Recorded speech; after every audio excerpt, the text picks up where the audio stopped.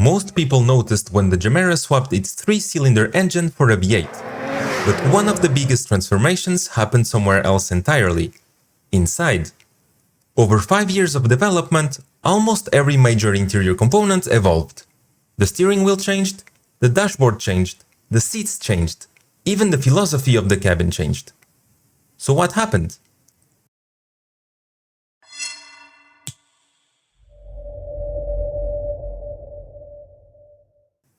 Before we start looking at what changed, I think it's important to understand what Koenigsegg was trying to achieve in the first place. Because the original Gemera wasn't simply a 4-seat hypercar. It was a challenge to what a hypercar had traditionally been. For decades, hypercars followed a fairly predictable formula. 2 seats, minimal luggage space, compromised practicality, maximum performance. The Gemera approached the problem differently. Instead of asking how to make a faster hypercar, Koenigsegg asked a different question. What if a hypercar could comfortably carry 4 adults? And once you ask that question, the interior suddenly becomes just as important as the powertrain. Looking at the original concept, one thing immediately stands out: space. The dashboard is pushed far forward. The cabin feels unusually open. Large glass surfaces flood the interior with light. And there is a surprising lack of visual clutter. This was also very much a product of its time. The automotive industry was moving toward minimalist interiors. Tesla had demonstrated that customers were willing to accept fewer buttons and larger displays.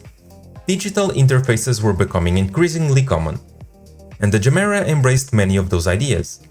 Large central screens, a digital instrument cluster, camera monitor displays replacing conventional mirrors.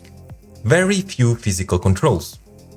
The cabin almost feels closer to a high-end piece of consumer electronics than to a traditional hypercar. But what's interesting is that none of those decisions were really about technology. They were about communicating an idea.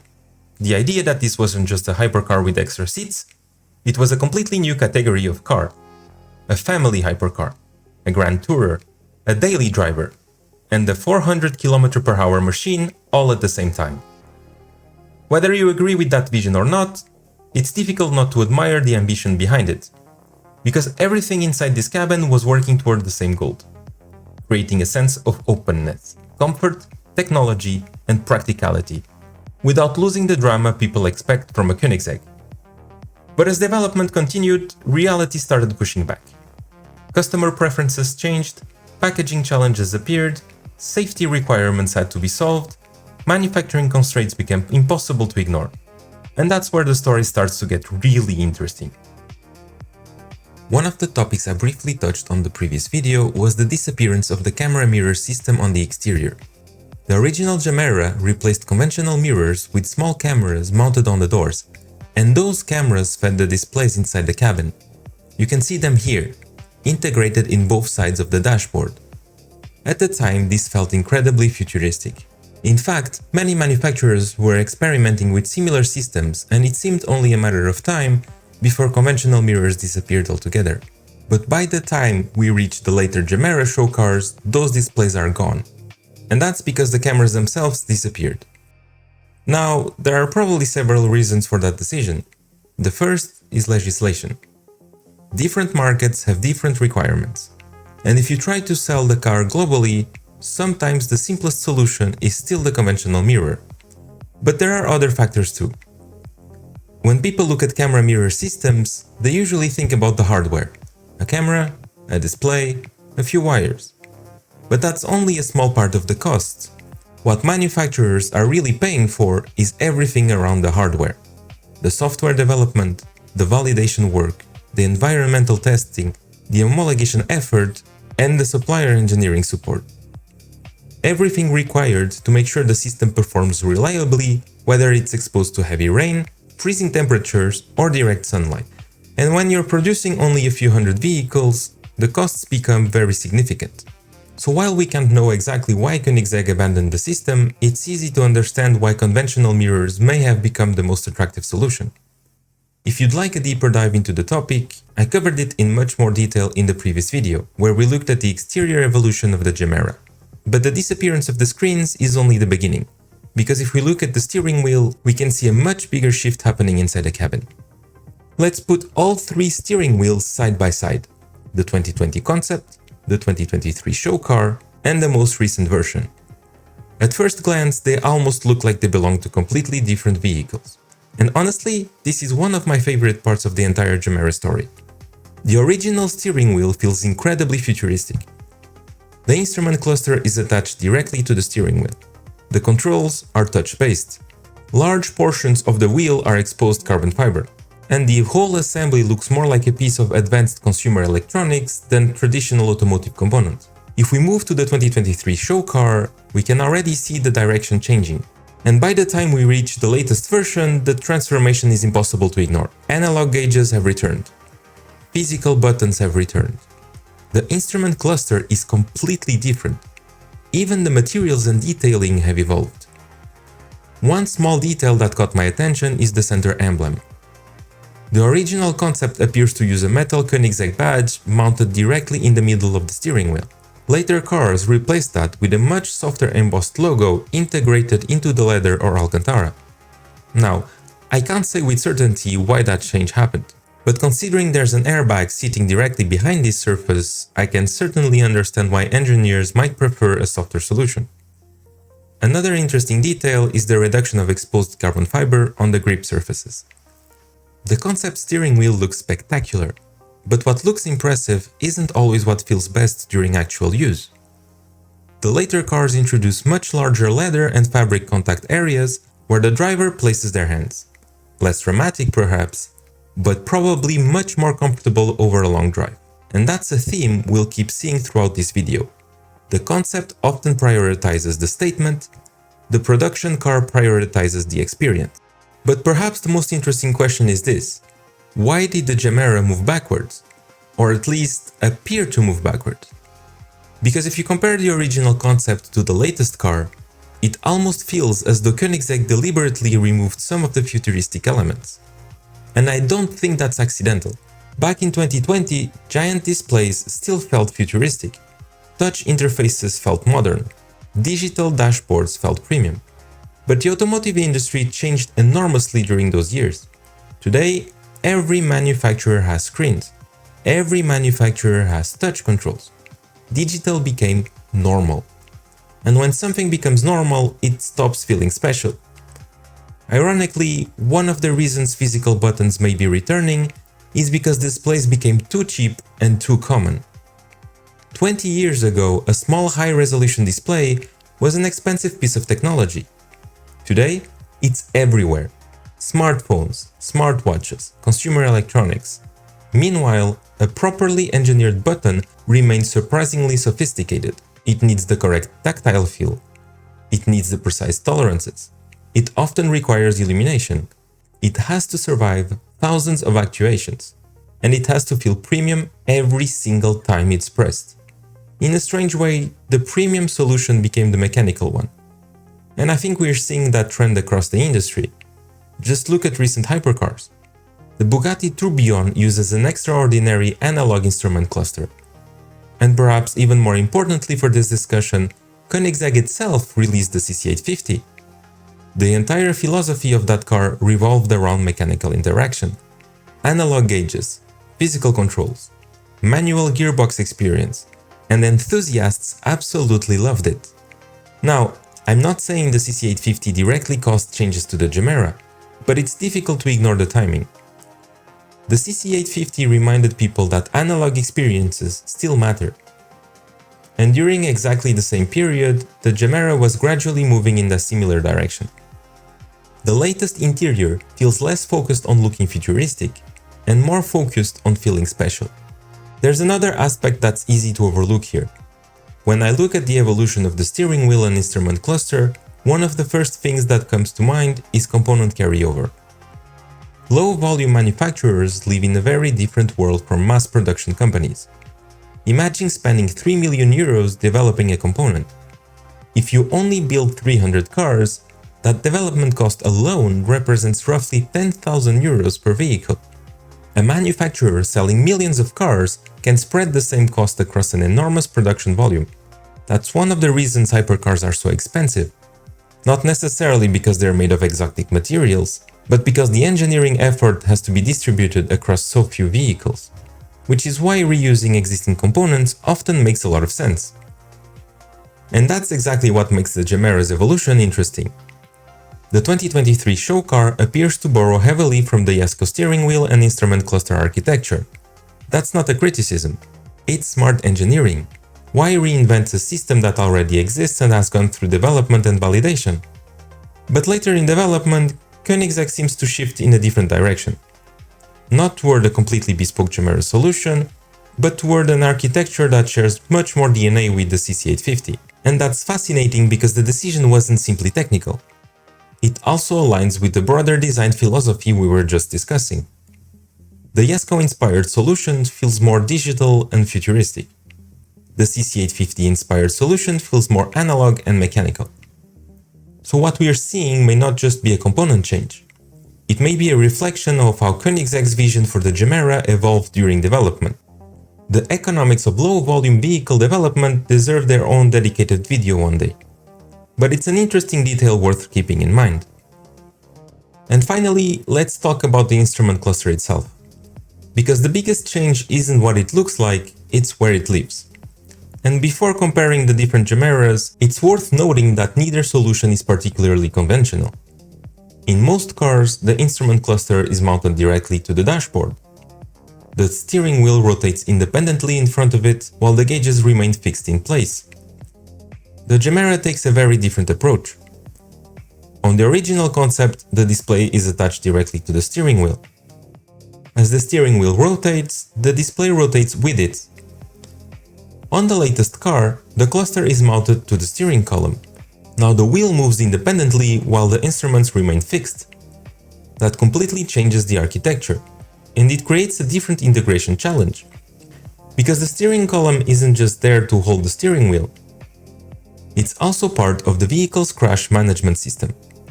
During crash, it's designed to collapse in a controlled manner to help manage energy before it reaches the driver. So whenever you start mounting components around that area, you're introducing additional packaging and integration constraints. Now, without access to Koenigsegg's engineering data, we can only speculate.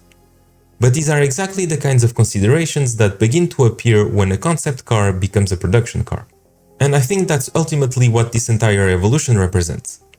The original Gemera was trying to show us the future. The production Gemera feels more interested in something else. Identity, craftsmanship, mechanical character. The irony is that the final car may actually contain more engineering effort than the original concept. Yet, in many ways, it appears less futuristic. And that's because the definition of premium changed while the Gemera was being developed. The interior arguably became less futuristic, but in the process, it became far more Koenigsegg. The interior may have become less futuristic, but once you start looking beyond the screens and steering wheel, another story begins to emerge. Because many of the biggest changes inside the Gemera weren't driven by design trends. They were driven by something far less visible: packaging. And packaging is one of those subjects that almost nobody thinks about until they start designing cars. When most people look at an interior, they see leather, displays, and buttons. Engineers see something completely different. They see air ducts, speakers, wiring harness, storage compartments, seatbelt mechanisms, and a very limited amount of space where all of those systems need to coexist. The challenge isn't drawing a beautiful dashboard. The challenge is fitting everything behind it. And once we start comparing the different Gemera interiors, we can begin to see the evidence of that hidden battle. Let's start with something every occupant uses, but almost nobody notices: the HVAC system. HVAC stands for heating, ventilation, and air conditioning. If I asked you where the HVAC system is inside the Gemera, you probably couldn't point to it. And that's exactly the point. When HVAC is working properly, it becomes invisible. But even though we can't see it directly, we can often see its influence. Take a look at the dashboard evolution across different Gemeras. The vents move, their shapes evolve. The surrounding dashboard geometry evolves with them. Now obviously we don't have access to Koenigsegg's CAD data, so we can only speculate. But if I sketch a simplified cross-section of the dashboard, the challenge becomes immediately obvious. Somewhere underneath sits the HVAC module itself. From there, the air needs to reach the side vents, the center vents, the windshield emisters, and eventually even the rear passengers. But those ducts aren't routing through empty space. On the passenger side, they also need to coexist with the passenger airbag module. We'll talk more about airbags in the next chapter, but it's worth remembering that the HVAC engineers don't get the entire dashboard to themselves. They're sharing it with safety systems, wiring, infotainment hardware, structural components, and every one of those systems wants the same space. The result is that a surprisingly large portion of the dashboard design is actually dictated by things most people never see. And the challenge doesn't stop at the dashboard. One detail that's easy to overlook is that the Gemera also provides dedicated air vents for the rear passengers. At first, that doesn't sound particularly remarkable, until you remember where the HVAC unit is located. It's at the front of the car, which means conditioned air somehow needs to travel all the way from the dashboard to the rear seats. If I sketch a simplified layout, you can immediately see the problem. The air ducts need to travel through the center of the vehicle, exactly where the center console also wants to exist. And the Gemera center console isn't exactly small. You have storage compartments, heated and cooled massive cup holders, charging areas, trim panels, structural elements. And somewhere inside all of that, there are probably air ducts trying to reach the rear passenger. It's a perfect example of how multiple systems end up competing for the same volume. The customers see cup holders. The engineers see a packaging challenge. One observation that caught my attention appears when we compare the instrument clusters. If we look at the original concept, airflow from the central vents appeared to have a fairly direct path toward the driver. But in later cars, the new instrument cluster occupies considerably more volume.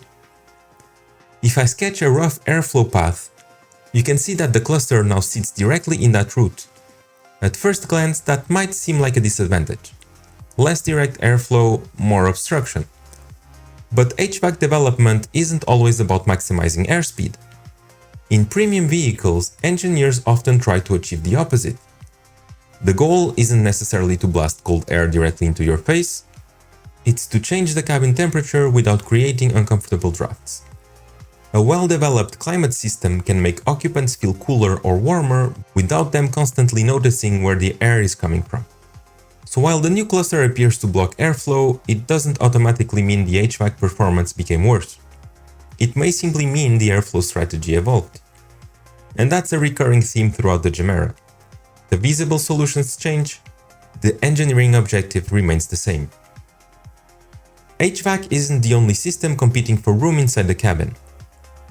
Audio hardware is fighting exactly the same battle. And once you start looking closely, you begin noticing changes everywhere. Additional tweeters appear. Speaker locations evolve. The rear compartment reveals even more audio hardware integrated in the surrounding structure. Which makes sense. The Gemera was never intended to be a traditional hypercar. From the beginning, it was conceived as a 4-seat grand tourer, capable of carrying passengers in genuine comfort. That means rear passengers aren't an afterthought. They're part of the core concept, and if rear passengers matter, so does the audio experience around them. Looking at the rear interior, we can identify additional speakers in the door. There also appear to be larger speaker units mounted lower in the architecture, potentially even subwoofers positioned close to the rear occupants. Without disassembling the car, we can't know exactly what's hidden behind these panels, but what we can say is that the audio hardware consumes a surprising amount of volume. Every speaker requires mounting depth, structural support, wiring, and space that other systems would happily use. Once again, invisible hardware influencing visible design. One of the parts I enjoy most about studying production cars is that packaging constraints often leave visible clues. And the Gemera is full of them. Take the seatbelt retractors. Most people never think about where they live. They simply pull the belt and use it. But the hardware has to be packaged somewhere. For the front occupants, the retractors appear to be integrated within the seat architecture itself. For the rear passengers, the story is different. If you look closely at the rear interior trims, you can actually see subtle bulges and volumes that appear to exist specifically to package the seatbelt mechanisms behind them. Once you start looking for these clues, they're everywhere. A trim panel isn't always just a trim panel. A storage compartment isn't always empty space. A surface that appears decorative may actually be hiding an entire system underneath. And that's what makes packaging such a fascinating subject. The best packaging solutions are almost invisible. Most owners will never notice them, which usually means the engineers did their job perfectly. And at this point, a pattern begins to emerge. The dashboard changes. The vent layouts change. The speaker locations change. The center console evolves. The seatbelt packaging evolves. At first, these look like unrelated design decisions, but viewed together, they tell a different story. The interior isn't simply being redesigned, it's being negotiated. The HVAC engineers need room for the ducts, the audio engineers need room for the speakers, the interior designers want clean surfaces, the manufacturing team wants feasible assembly. And somehow, all of those requirements need to coexist inside the same vehicle. That's the reality of automotive development.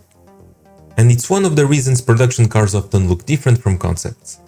Not because the original idea was wrong, but because eventually every hidden component needs a home. But packaging isn't the only invisible force shaping the Gemera. Some changes were driven by comfort, others by acoustics, others by practicality. The next changes we're about to look at were driven by something even more fundamental: safety. Because once airbags, crash structures, and seatbelt loads enter the conversation, design freedom starts disappearing very quickly. In the previous chapter, we looked at packaging. But there is another force shaping the Gemera's interior. One that doesn't negotiate nearly as much: safety. Because once a concept car becomes a production car, every surface, every component, and every design decision eventually has to answer one simple question: what happens during a crash? And when we compare the Gemera's interior through the years, we start finding clues that suggest safety may have played a much bigger role than most people realize. One of the first things that caught my attention is the dashboard itself. If we compare the 2020 concept and even the 2023 show car, something immediately feels unusual. The dashboard is almost entirely exposed carbon fiber. And yet, there's no obvious passenger airbag lid. Now that's interesting because most people imagine airbags deploying through dedicated doors. That used to be common. But modern cars often do something much more elegant. The dashboard surface is designed with hidden weak points underneath the skin. When airbag deploys, it simply tears through those engineered sections. From the driver's seat, the airbag location is almost invisible. The challenge is that carbon fiber doesn't behave like a conventional dashboard material. Carbon fiber is incredibly strong. But when it fails, it tends to fracture. And fractured carbon fiber can produce sharp edges. Not exactly what you want around an airbag deploying at tremendous speed. So looking at these early interiors immediately raises a question. Was the original intention for the airbag to deploy through the carbon dashboard itself? Was there a hidden solution we simply can't see? Or was the design still evolving? We can only speculate. But by the time we reach the later production interiors, something changes. A dedicated passenger airbag lid becomes clearly visible. The split lines are no longer hidden. And from an engineering perspective, that makes a lot of sense. Instead of asking the airbag to break through a structural carbon panel, the deployment path becomes completely controlled and predictable. The dashboard sacrifices a small amount of visual purity, but gains a solution that is easier to validate, easier to certify, and ultimately easier to trust. One thing I particularly enjoy is when manufacturers accidentally reveal hidden engineering through crash testing, because suddenly all of those invisible systems become visible. Koenigsegg has released footage from some of the Gemera crash tests, and those videos answer several questions immediately. On the driver's side, you can see the steering wheel airbag deploying through a central tear. The center section opens, and the airbag emerges. Everything behaves exactly as intended. On the passenger side, the deployment is even more interesting. You can clearly see the airbag lid opening as the airbag expands. And one small detail caught my attention. The rearview mirror appears to get pushed or displaced during deployment. Now, that doesn't necessarily mean anything unusual is happening. Many components are designed to move, flex, or detach during crash events. But it serves as a reminder of how violent these deployments actually are. When airbags deploy, entire sections of the interior suddenly become moving parts. Every surrounding component needs to account for that. And that's precisely why safety systems often end up influencing the design long before a car reaches production. The dashboard isn't the only place where safety leaves visible fingerprints. The doors tell an interesting story as well. If we compare the concept car with the later production examples, the airbag packaging appears noticeably different. The concept seems to show two distinct packaging zones integrated into the door, potentially one serving the front occupant and another serving the rear passenger. The later vehicles appear to simplify that arrangement, at least visually. Now, it's entirely possible that some of those systems moved elsewhere within the vehicle architecture, or perhaps the deployment strategy evolved during the development. Again, we can't know for certain. But what we can see is that the packaging volumes changed. And when packaging volumes change, interior surfaces usually follow. Once again, safety quietly influencing design. As interesting as the airbags are, I think the most fascinating safety story in the Gemera is actually the seatbelt system. Because the Gemera presents a challenge most cars never have to solve. It doesn't have a conventional V-pillar. And that changes everything. In a typical car, the upper seatbelt anchorage is attached directly to the body structure. Crash loads travel into the vehicle architecture. Simple. The Gemera can't do that. Instead, the seatbelt system appears to be heavily integrated into the seats themselves. And when we compare the concept seat with the later production seat, the evolution becomes surprisingly interesting. The concept appears to use a more integrated approach. The seatbelt routing is largely hidden from view.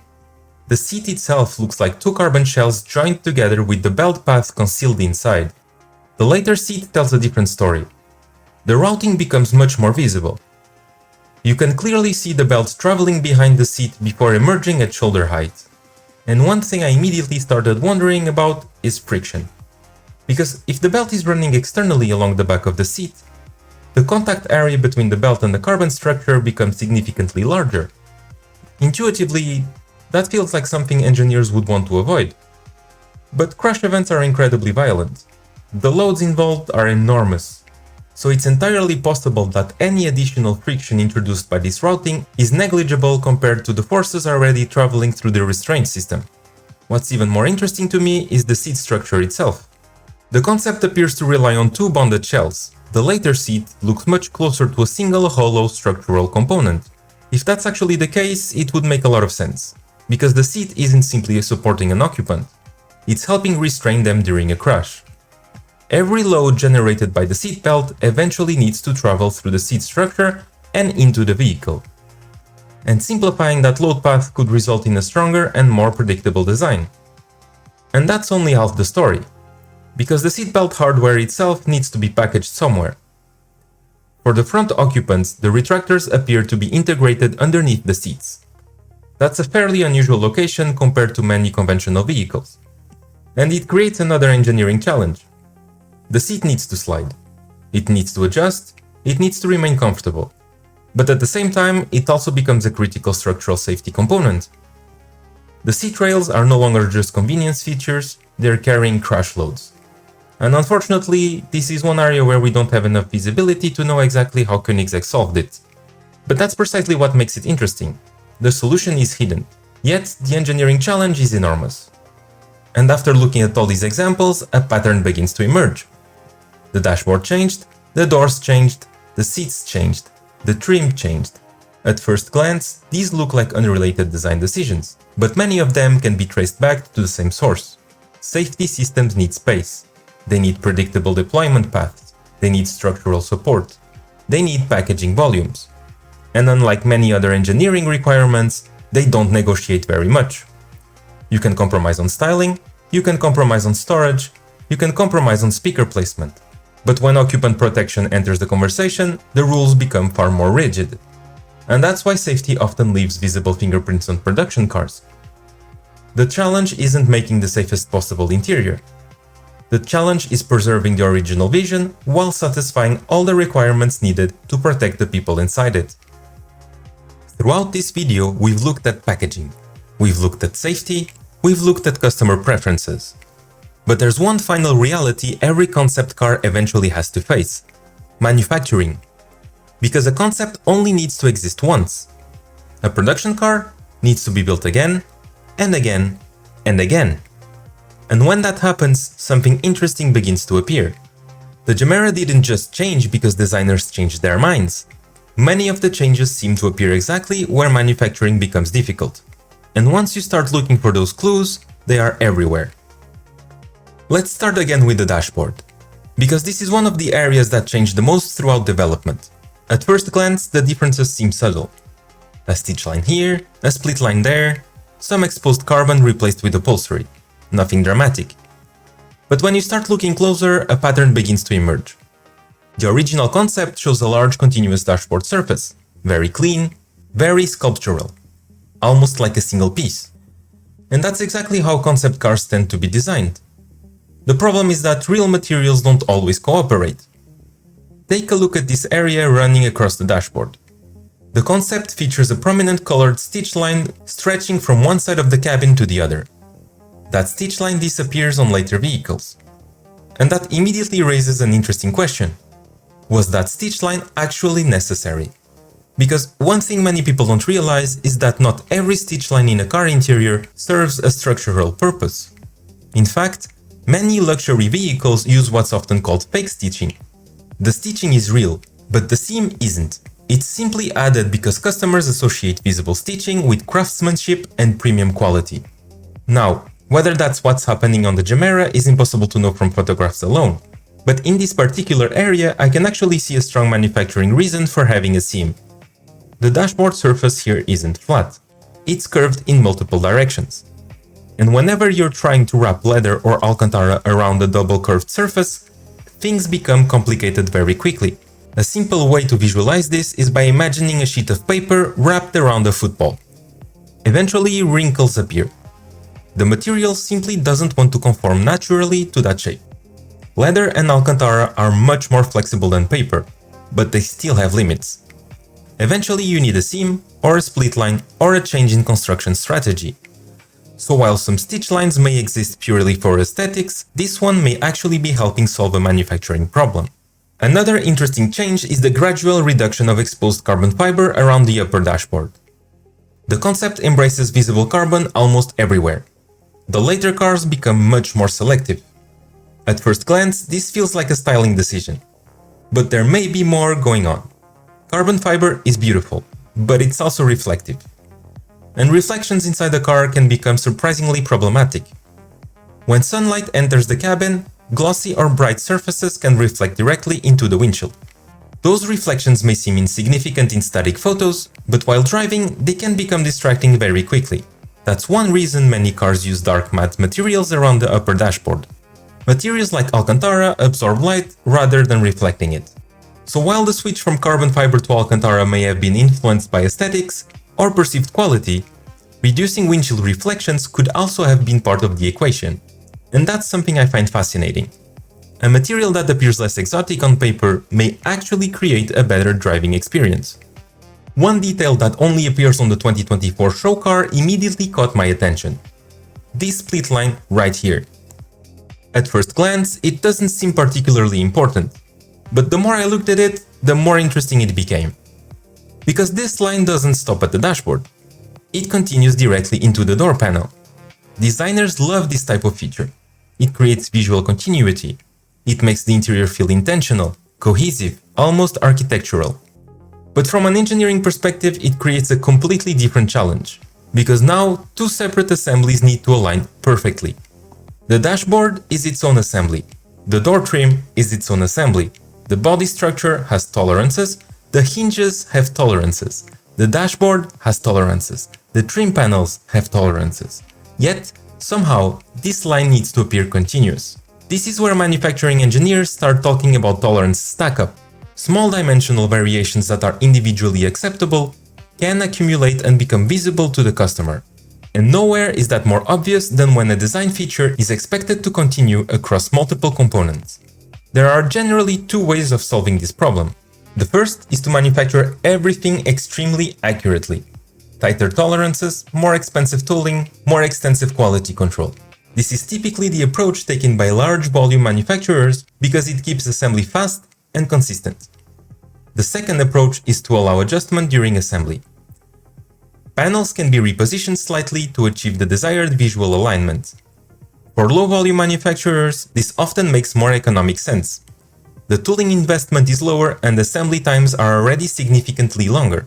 Spending a few extra minutes adjusting components is much less painful when you're building hundreds of cars instead of hundreds of thousands. And that's what makes this line so interesting. Most people see a styling feature, an engineer sees a tolerance challenge. What's particularly clever about this split line is that it isn't only helping define the geometry, it's also helping define the color break. Take a look at the two-tone interior. The upper section is black, the lower section is brown. And this transition doesn't stop at the dashboard, it continues directly into the door. Instead of fighting the split line, the designers are using it. The engineering boundary becomes a styling feature. The split line gives the color somewhere natural to transition. And that's often where the best automotive designs happens. When engineering requirements and styling requirements solve the same problem. Another detail I noticed is the side window demist outlet. On the 2024 car, the color break seems to terminate around the outlet area. But by 2025, the outlet appears to have moved back into the dashboard itself. It's a small change. But it's another reminder that even something as simple as directing airflow onto a side window can influence the surrounding design. Another detail that caught my attention is the center display itself. The concept display almost looks like a giant smartphone. The bezel surrounding the screen is incredibly thin, almost impossibly thin. The later cars adopt a noticeably larger surrounding frame. Now maybe that's purely a styling decision, but there may be more happening here. Consumer electronics can get away with extremely sharp edges. Cars generally cannot. Interior regulations often place limits on impact zones and sharp surfaces. A larger bezel can help create softer transitions, improve durability, improve assembly tolerances, and simply make the component easier to manufacture consistently. Again, a very small visual change, but potentially a very large engineering story. One of the smaller changes I noticed concerns the famous Koenigsegg key. The 2023 car places it prominently on the dashboard, almost like a display piece. Later vehicles move it to the center console. This one may simply come down to design preference, but even small changes like this can create surprisingly large engineering consequences. A new location means a new trim, new attachment methods, new assembly steps, potentially new storage solutions. Sometimes moving one component forces dozens of other decisions. The doors reveal another interesting evolution. Let's start with the ambient lighting. The concept appears to expose the lighting element directly. You can clearly identify where the light source is located. The later cars take a different approach. The light source becomes almost invisible when switched off. And when illuminated, you mostly see reflected light rather than the source itself. This is often referred to as ghost light approach. And in my opinion, it feels significantly more premium. The hardware disappears, only the effect remains. The geometric Koenigsegg pattern integrated into the door panel is another detail worth discussing. At first glance, it looks similar to the decorative stitching patterns often used throughout the automotive industry. And modern CNC sewing machines are incredibly capable. They can produce extremely intricate and highly consistent patterns. So consistency alone doesn't really tell us much. What caught my attention is something else. The pattern seems to fade in and out of the surface rather than having a clearly defined boundary.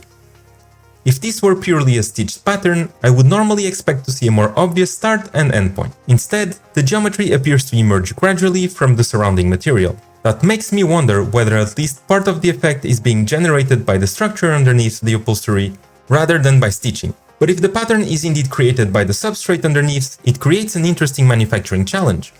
The leather or Alcantara would need to conform to a very complex three-dimensional shape, enough tension to reveal the pattern clearly.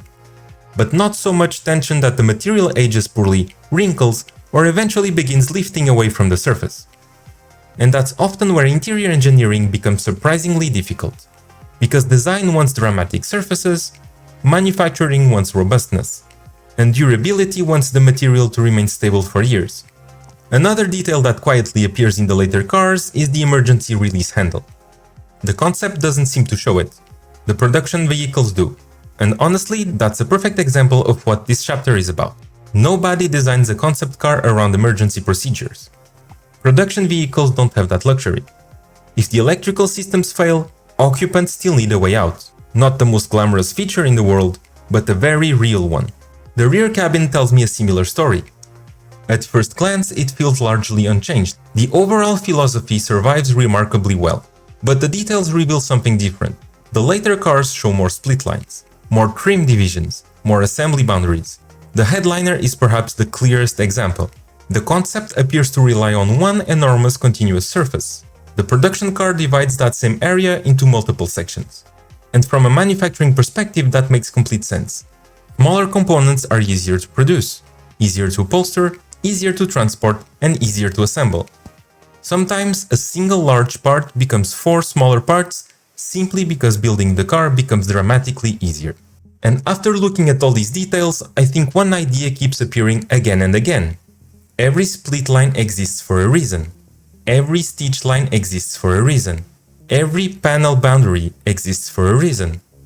Sometimes it's manufacturing, sometimes it's assembly, sometimes it's serviceability, sometimes it's safety, sometimes it's simply tolerance management. The challenge isn't creating a beautiful interior. The challenge is creating a beautiful interior that can actually be built repeatedly and consistently. And that's where production engineering quietly leaves its fingerprints. The result may look slightly less pure than the original concept, but in many ways it's far more impressive, because now the design has survived contact with reality. After spending all this time looking at what changed, I think it's worth ending where the project began. These are some of the early sketches creating during the development of the Gemera. And what's fascinating is how much of the final car is already here. Not the exact materials, not the final surfaces, not the production details, but the idea. As you look across these sketches, you can already recognize many of the themes that survives all the way to production. The 4-seat layout, the individual rear seats, the center console, the openness on the cabin, the sense of space around the occupants. Even at this early stage, the Gemera wasn't trying to be a traditional hypercar. It was trying to be something different. A hypercar designed around people, not just performance. And throughout this video, we've seen how difficult it is to preserve a vision like that. But that's what makes the Gemera such an interesting case study. Because despite all those compromises, the original vision never disappeared. The details evolved, the execution evolved, but the vision survived. And I think that's the real achievement. Not that the interior changed, every production car changes. Every production car is forced to negotiate with reality. What's impressive is how much effort it took to keep the original idea alive. So now I'm curious. Would you rather own the futuristic concept interior or the more refined production version? Let me know in the comments. And if you've made it this far, thank you for watching. I'll see you in the next one.